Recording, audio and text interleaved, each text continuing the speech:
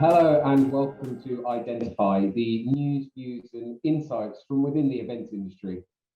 I spoke with Martin last week about the roadmap of returning to live events based on Boris Johnson's announcement. So I thought, what better than being joined by Chetan Shah as we maybe unwrap that a little bit and think about the learnings that we've gained from this last period and how we can kind of build back better as an agency, as an industry, from the learnings that we've had. So Chet, just chatting about this, what do you think are going to be, some of the great learnings we need to take on into this future? Thanks for having me. I mean, it's been an incredible journey for so many agencies. Of course, some who have had a narrow offering have really suffered because they've not been able to offer services to clients. But there's a lot of agencies that have really moved quickly, and I'll use the word pivot, and they've started to really offer great services to their end clients to solve their kind of comms needs, whether it's internally or externally in this virtual world, because that's all you're been able to do. And those agencies have learned a hell of a lot.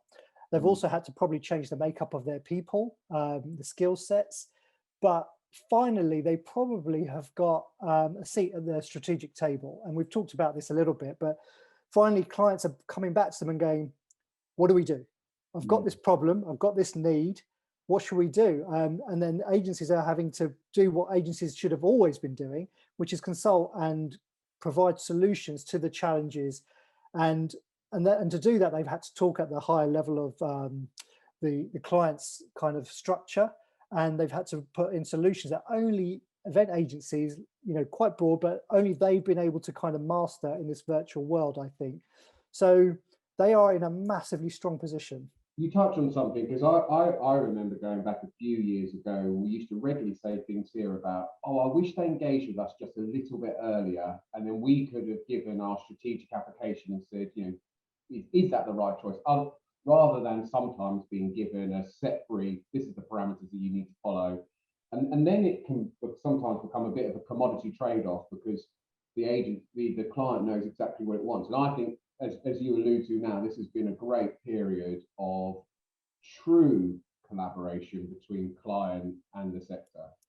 Yeah, I mean, I'd love to see some of the old procurement ways trying to purchase some of the things that are now being sold, because you just couldn't, because it was a drill down to the bottom, to the lowest common denominator for the room night and this and that, and that's all they really thought agencies did, and to a certain extent that's all agencies were doing to a certain extent. But you're right, I think much earlier on in the process and far more collaborative, which is only a fantastic thing for agencies going forward. And I think that's a really good message to the sector, is to not forget the things that we've been doing in this period and how consultative and how strategic we have been, and that that is something that can be sold. I guess, how can we monetize this, but also just how really it can be a much better wrapped package from the agency. So do you think there'll be a difference around fee structure now? It depends on the kind of agencies, how they were operating. Some were doing the rate card, which is of course how it probably should be, being valued for their time and expertise, and not necessarily even seniority, but just time and expertise. So I think more agencies will model that way, which is better than the percentage and the commissions and that structure, which is all kind of demeaning to the role that agencies have played. And if you think back to last year, how much work do we all do for free? Well, when I was agency, and how many agencies just put on so much and they don't get paid for it. And now I think finally clients will understand the work that goes in, and it will be valued properly. And do you think there'll be an exciting shift into the sector with more thinkers and more strategic people as a result? Yeah, I definitely do. I mean, you can already see, I've already seen some of the hires and people coming into agencies are at a different level of strategic thinking, comms specialists, engagement specialists, learning specialists, all of these, of course, on the technical side as well. It's not just logistics, of course, that's needed, but I think going forward, the future of the agency, as the topic is, they're going to need people who are either really rounded and have comms and technical digital abilities rather than just logistics. But logistics wouldn't be needed and back. But I think we're going to attract an amazing pool of talent back into this, or into this sector for the first time, really. And that makes us a much stronger part of the marketing mix than we've probably ever been. I think advertising, PR have always had a great voice at a very strategic high level. Finally, we will, I hope. Yeah, I think that will be a big difference in the sector.